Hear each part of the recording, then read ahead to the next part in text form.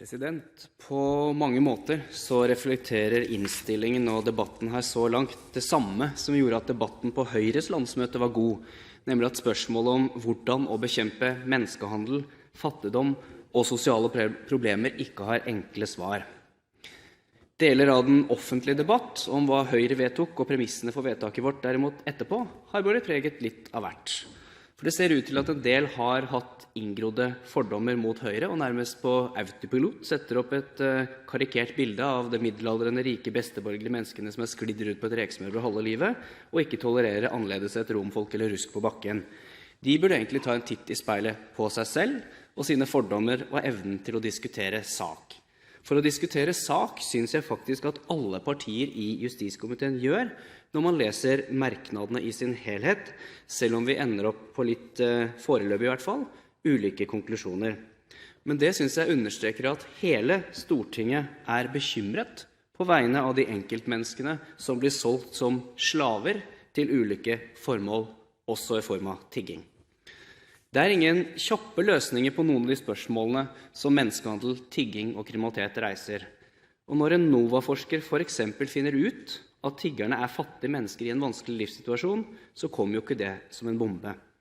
Det som derimot er en litt trist bombe, er at debatten i det offentlige rom så langt nærmest har sett bort fra de tendensene som politiet i Norge, og ikke minst i Sverige, og ikke minst internasjonalt, melder om når det gjelder utviklingen, kombinasjonen mellom tigging, trafficking og annen kriminalitet, organisert eller uorganisert.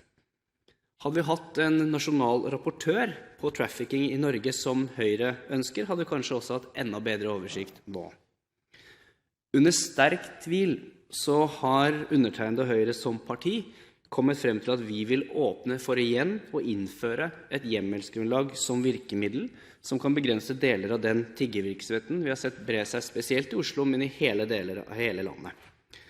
Og det må være lov også å si at det er lov å ha to tanker i hodet samtidig, og legge vekt på det som folk føler på kroppen av problemer knyttet til dette, samtidig som vi er opptatt av å hjelpe mennesker som selges som slaver eller er i en vanskelig livssituasjon.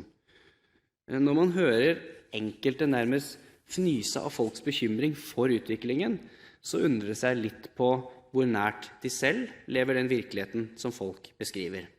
Og mitt inntrykk er at ute der blant folk så er det ganske mange flere enn de ofte urettferdig karikerte Frognerfruene som ønsker en ny politikk. I en bisetning kan det sies at mange Frognerfruer ofte har et velpleid ytre, men det er ofte også et ganske velpleid indre også, med stor omtanke for andre mennesker. Uansett om det er Frognerfruer, andre fruer, herrer eller ungdom, så synes jeg man skal ta deres bekymring på alvor, fremfor å avvise dem. For de aller fleste, uansett standpunkt i dette spørsmålet, vet og mener at fattigdom løses best ved sosialpolitiske tiltak som fungerer både nasjonalt og internasjonalt. Og et forbud kan utformes og ikke minst håndheves på ulike måter. Å legge fokus på selve organiseringen av tiggingen vil for eksempel være å sørge for at vi praktiserer en slags hallikparagraf på tiggerområdet, noe som kanskje kan bidra til at vi får forebygget deler av virksomheten som er mest problematisk.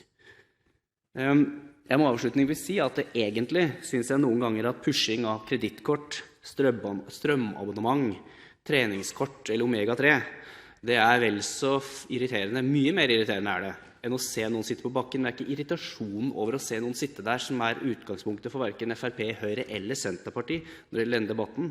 Det handler om at vi ønsker å bruke et virkemiddel som et forbud vil være for å hjelpe en del av de menneskene som blir trafikert. Men samtidig erkjenner også Høyre at det løser ingenting i seg selv. Vi løser ikke sosiale problemer ved et forbud, men vi kan kanskje greie å forebygge deler av den mest groteske virksomheten som menneskehandlere driver med. Derfor er Høyre villig til å prøve å gjeninnføre et forbud som kan utformes på flere måter, men det må ses i sammenheng med alle de virkemidlene som alle partier her i salen er opptatt av skal fungere i form av en velfungerende velferdsstat, støtte til andre land internasjonalt. Og Høyre avventer også med spenning statsrådens tiltak for å løse de utfordringene som tiggere møter i Norge.